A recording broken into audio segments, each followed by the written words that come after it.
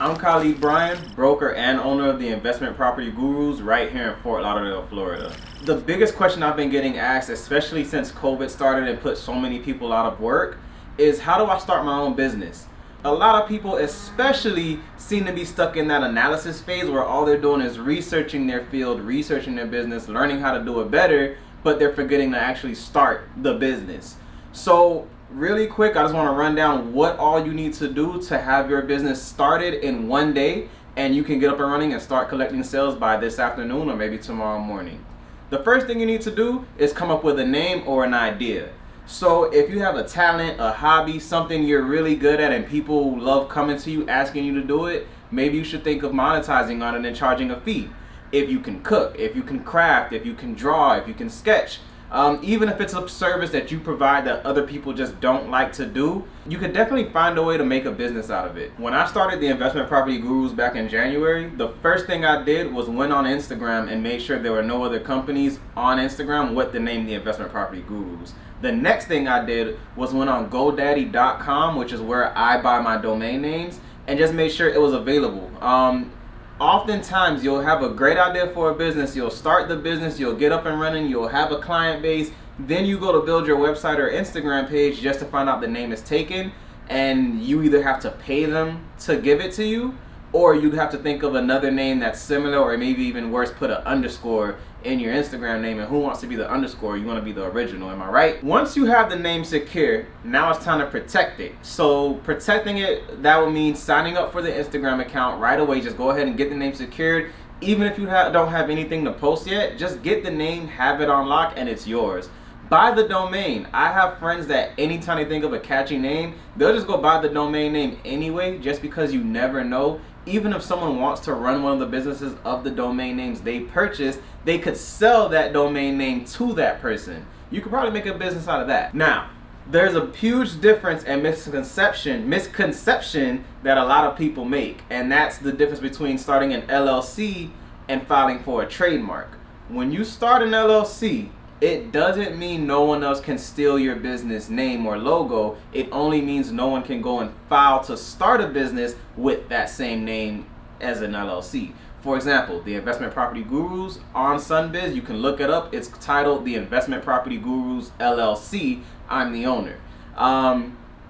If I wanted to protect the name, the Investment Property Gurus, I'd have to go and get it trademarked, which is where you see that little TM next to certain names and logos. You can trademark your name, you can trademark your logo, the way it looks, the way it's presented. A trademark is what makes sure no one can steal your idea. An LLC, that's just so they know who you are and what you're doing. That's not the final step though. Once you get an LLC, you're gonna need an employer identification number, also known as an EIN. For this, you go to the IRS website. I'll put a link to how to get there, but usually if you just Google search IRS EIN, it should take you to the website, the IRS website, and it's free to do. So to start an LLC, it's $70. If it's not $70 and I'm wrong, it's no more than $150. It's 100% under $150 to start an LLC in Florida. The trademark, I don't know the exact price, but I'm pretty sure that's also under $150. Both of these things are done online on a computer, maybe even your phone, and can be done in 20 minutes. The reason you need the EIN is to open up a bank account if you want to hire employees, also so the IRS knows who you are and what you're doing. So when you go to open your company bank account, you can go with whatever bank you want. I hear credit unions are pretty good for you. Any bank, if you want to use the bank you have your personal account with, by all means, it doesn't really matter what bank you go for as long as you're happy with that bank and how they operate. So they're going to ask you for your articles of incorporation, which you got from Sunbiz, and your EIN, which you got from the IRS website. Usually they want about $50 to open an account. Check your local laws and guidelines to make sure the business that you're about to start doesn't require a special license or permit or anything out of the ordinary that's outside of, say, if you were to just open a lemonade stand. Examples, if you wanted to open a tattoo parlor, I'm sure there's a license for that. Like me, I'm a real estate broker, so I had to be a sales associate for 2 years, then pay to upgrade my license and pass a test in order to get here where I am. On the contrary, my podcast studio, the AV Club Podcast Studios, that required no licensing. I just had to build it out, get the equipment, I built it, and now they're coming. So just make sure you're moving safely.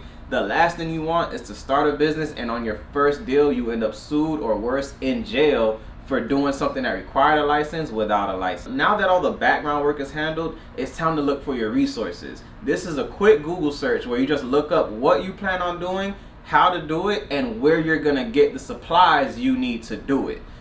If you're a beautician, where are you gonna buy your weed from? Where are you gonna buy your conditioners from? Do you need a location right now, or can you just find somewhere to do hair, or maybe do it at your client's place? There's a book I read called The Power of Broke by Damon John, and it goes over how being broke and not having much can be your biggest gain or your biggest strength in running a business. So don't freak out being that you don't have 6 figures stacked to the side and you're starting a business. You don't absolutely need to take out a loan. In fact, I urge you to start to build your business from scratch before you try to build a brand new business off of debt.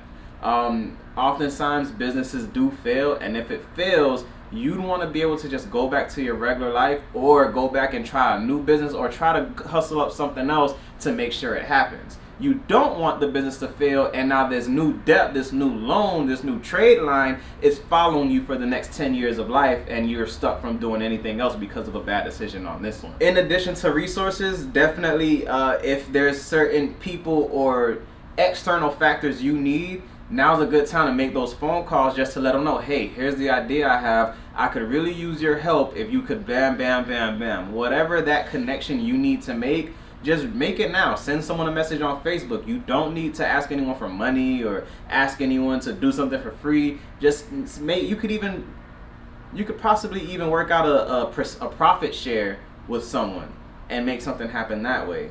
It's definitely important to get resourceful, because in business you are gonna have quite a few hard times. In fact, I'm pretty confident you will have hard times.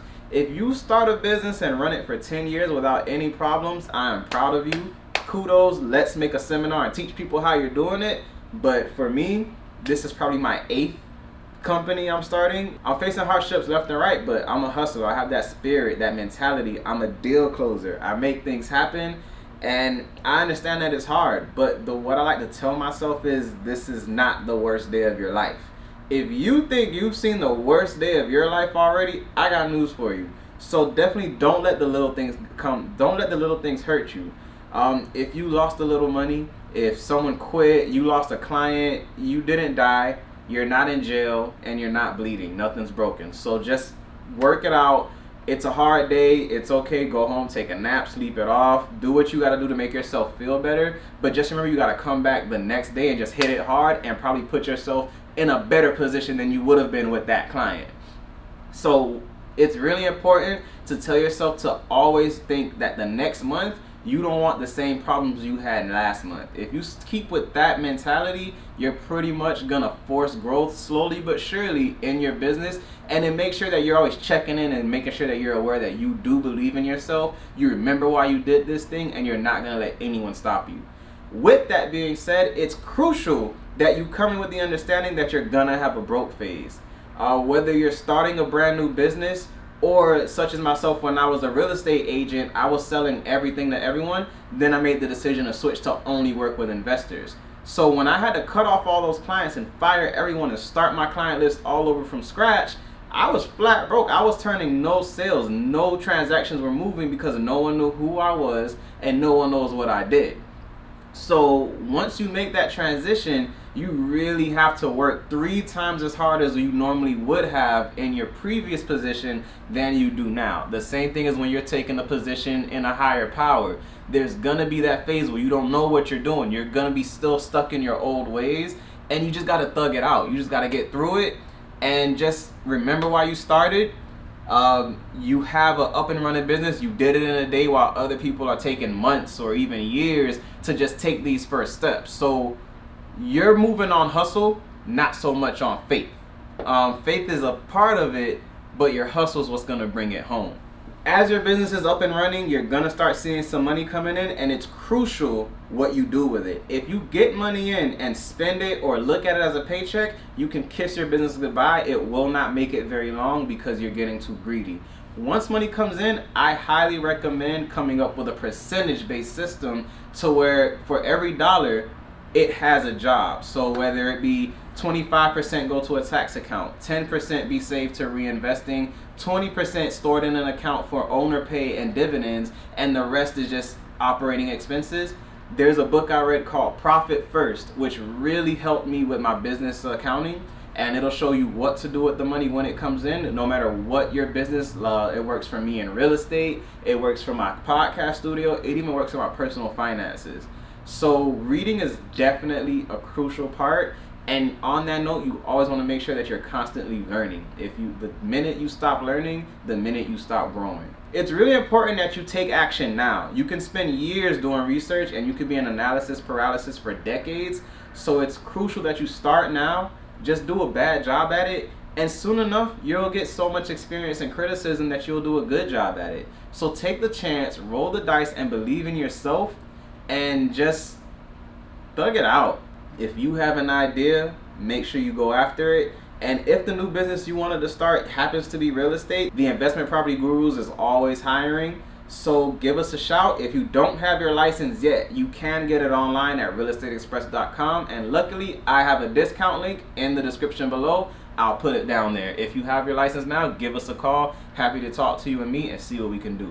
Until next time, make sure you're hustling. Make sure you're reading. Follow my book club on Instagram, the Hustlers Book Club. Until next time, I'll see you in the next one.